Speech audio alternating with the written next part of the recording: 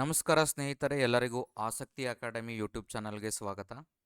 ನಾವು ಇವತ್ತು ಈ ವಿಡಿಯೋದಲ್ಲಿ ಬಡಿ for study India foundation scholarship ಬಗ್ಗೆ ಡಿಸ್ಕಷನ್ ಮಾಡೋಣ.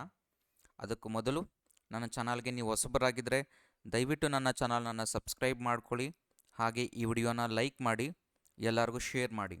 ಹಾಗೆ ನಂದು ಒಂದು ವಾಟ್ಸಪ್ ಚಾನಲ್ ಇದೆ. ಆ ವಾಟ್ಸಪ್ ಚಾನಲಿನ ಲಿಂಕನ್ನು ಡಿಸ್ಕ್ರಿಪ್ಷನ್ ಬಾಕ್ಸಲ್ಲಿ ಹಾಕಿರ್ತೇನೆ, ಜಾಯ್ನ್ ಆಗಿ. ಸೊ ನಿಮಗೆ ಯಾವುದೇ ಸ್ಕಾಲರ್ಶಿಪ್ಸ್ ಬಗ್ಗೆ ಆಗಲಿ, ಕಾಂಪಿಟೇಟಿವ್ ಎಕ್ಸಾಮಿನೇಷನ್ KCET ಆಗಲಿ, ನೀಟ್ JEE ಎಕ್ಸಾಮಿನೇಷನ್ಸ್ ಬಗ್ಗೆ ಆಗಲಿ ನಾನು ಇನ್ಫಾರ್ಮೇಷನ್ ಕೊಡ್ತಿರ್ತೀನಿ. ಯಾವುದಾದ್ರು ಇನ್ಫಾರ್ಮೇಷನ್ ಬಂದರೆ ನಿಮ್ಗೆ ಅದರಲ್ಲಿ ಪಾಸ್ ಮಾಡ್ತಿರ್ತೀನಿ. ಓಕೆ, ಈಗ ಬರೋಣ ಬಡಿ for study India foundation scholarship ಬಗ್ಗೆ.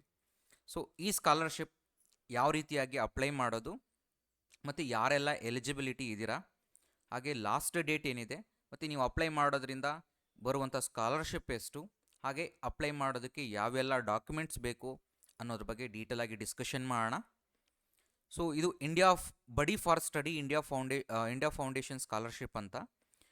ಇದು ಕೊಡ್ತಿರುವಂಥದ್ದು ಈಗ ಯಾರೆಲ್ಲ ಕ್ಲಾಸ್ 11 ಕ್ಲಾಸ್ 12 ಓದ್ತಿದ್ದೀರಾ, ಹಾಗೆ ಯಾರು ಪಾಸ್ ಮಾಡಿದ್ದೀರಾ, ಕ್ಲಾಸ್ 12ನ ಪಾಸ್ ಮಾಡಿದ್ದೀರಾ, ಜೊತೆಗೆ ಇಂಜಿನಿಯರಿಂಗಿಗೆ ಜಾಯ್ನ್ ಆಗಿದ್ದೀರಾ. ಸೊ 3 ಕ್ಯಾಟಗರಿ ಇದೆ ನೋಡಿ. ಕ್ಲಾಸ್ 11ಅಲ್ಲಿ ಈಗ ಜಾಯ್ನ್ ಆಗಿದ್ದೀರಾ, ಕೆಲವರು ಕ್ಲಾಸ್ 12ಅಲ್ಲಿ ಇದ್ದೀರಾ, second category. Third category class 12ನ ಪಾಸ್ ಮಾಡಿದ್ದೀರಾ, ಈಗ ಪಾಸ್ ಆಗಿದ್ದೀರಾ ಬಟ್ ಯಾವುದೇ ಕೋರ್ಸಿಗೆ ಜಾಯ್ನ್ ಆಗಿಲ್ಲ. ಮತ್ತು ಫೋರ್ತ್ ಕ್ಯಾಟಗರಿ ಬಂದು engineering. So total 4 kind of the students can apply for the scholarship.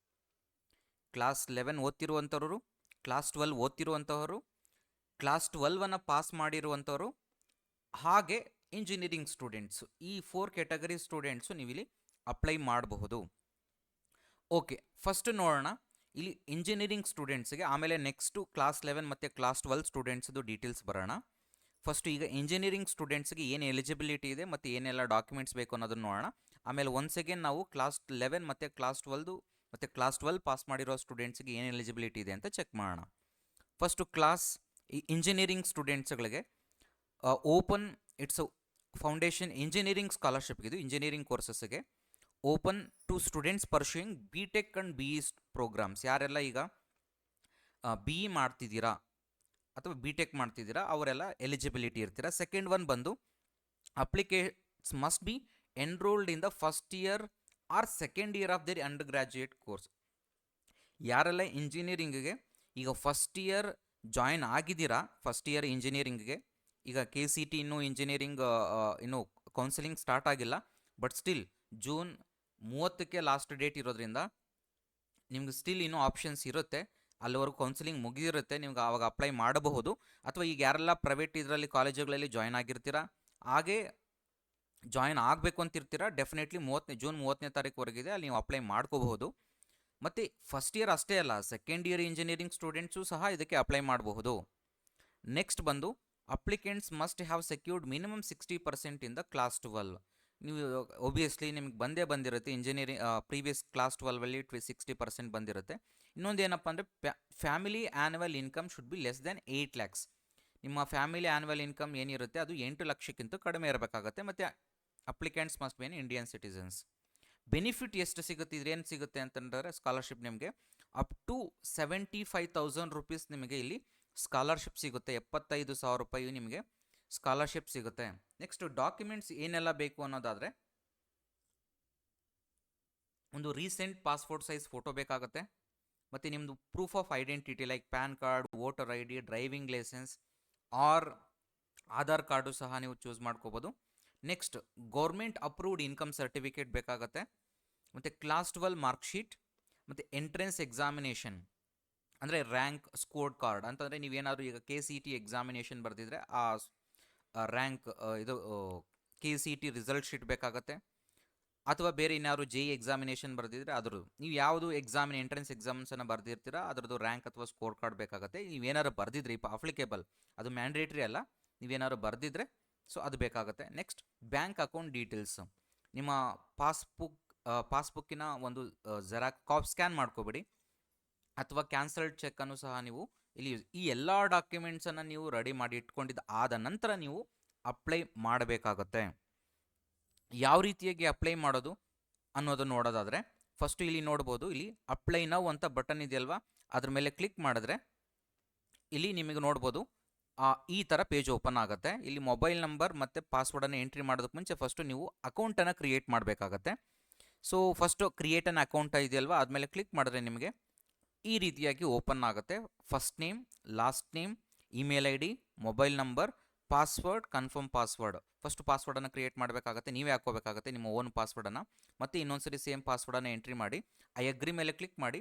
So ಇಲ್ಲಿ ಸೈನ್ ಅಪ್ ಮೇಲೆ ಕ್ಲಿಕ್ ಮಾಡಿದ್ರೆ ನಿಮಗೆ ನಿಮ್ಮ ಅಕೌಂಟು ಕ್ರಿಯೇಟ್ ಆಗುತ್ತೆ. ಒನ್ಸ್ ಅಕೌಂಟ್ ಕ್ರಿಯೇಟ್ ಆಯಿತು ಅಂತಂದರೆ ನೀವು ಇಲ್ಲಿ ಮೊಬೈಲ್ ನಂಬರ್ ಮತ್ತು ಪಾಸ್ವರ್ಡನ್ನು ಹಾಕಿ ಲಾಗಿನ್ ಆಗಿ. ಲಾಗಿನ್ ಆದ ನಂತರ ನಿಮಗೆ ನೋಡ್ಬೋದು click on the apply now button ಮೇಲೆ ಇದೆಯಲ್ಲ, ಅದ್ಮೇಲೆ ಕ್ಲಿಕ್ ಮಾಡಿ. ನೆಕ್ಸ್ಟು ಲಾಗಿನ್ ರಿಜಿಸ್ಟ್ರೇಷನ್ ಕೇಳುತ್ತೆ, ಆಗಿದೆ ಆಲ್ರೆಡಿ ರಿಜಿಸ್ಟ್ರೇಷನ್ ಆಗಿದೆಯಲ್ವಾ, ಅಪ್ಲಿಕೇಶನ್ ಫಾರ್ಮ್ ಪೇಜಿಗೆ ತೊಗೊಂಡೋಗುತ್ತೆ. ಅದಾದ ನಂತರ ಅಲ್ಲಿ scholarship buddy for study India foundation ಸ್ಕಾಲರ್ಶಿಪ್ಸನ್ನು ಸೆಲೆಕ್ಟ್ ಮಾಡ್ಕೊಳ್ಳಿ. ಅದಾದ ನಂತರ ಸ್ಟಾರ್ಟ್ ಅಪ್ಲಿಕೇಶನ್ ಮೇಲೆ ಕ್ಲಿಕ್ ಮಾಡಿ. ಅದಾದಮೇಲೆ ಡಾಕ್ಯುಮೆಂಟ್ಸ್ ರಿಕ್ವೈರ್ಡ್ ಡೀಟೇಲ್ಸ್ ಮತ್ತು ಡಾಕ್ಯುಮೆಂಟ್ಸ್ ಏನು ಅಪ್ಲೋಡ್ ಮಾಡಬೇಕಾಗತ್ತೆ ಅದೇನು ಕೇಳ್ತದೆ ಅದನ್ನು ಅಪ್ಲೋಡ್ ಮಾಡಬೇಕಾಗತ್ತೆ. ಫಸ್ಟ್ ಡೀಟೇಲ್ಸ್ ಕೇಳುತ್ತೆ, ಡೀಟೇಲ್ಸನ್ನು ಎಂಟ್ರಿ ಮಾಡಿ.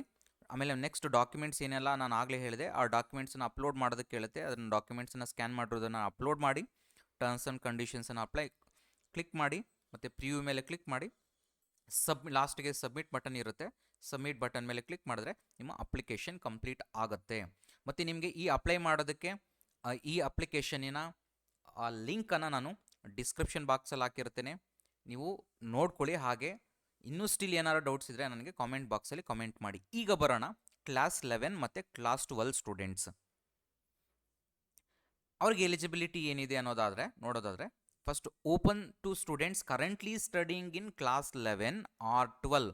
ಅಂದರೆ ಈಗ ಪ್ರೆಸೆಂಟ್ ನೀವು ಯಾರಾದರೂ ಕ್ಲಾಸ್ 11 ಅಂದರೆ ಫಸ್ಟ್ ಪಿ ಯು ಸಿ ಅಥವಾ ಸೆಕೆಂಡ್ ಪಿ ಯು ಸಿ ಓದ್ತಿದ್ದು, ಅಥವಾ those who have passed class 12, even second P U C complete ಮಾಡಿರುವಂಥವ್ರು, ಈಗ ಜಸ್ಟ್ ಈಗ ಕಂಪ್ಲೀಟ್ ಮಾಡಿದಿರಲ್ಲ ಪಿ ಯು ಸಿನ ಜಸ್ಟ್ ಈಗ ಕಂಪ್ಲೀಟ್ ಮಾಡಿದಿರಲ್ವಾ, ಅವರೂ ಸಹ ಇದಕ್ಕೆ ಅಪ್ಲಿಕೇಶನನ್ನು ಹಾಕಬಹುದು. You are also eligible.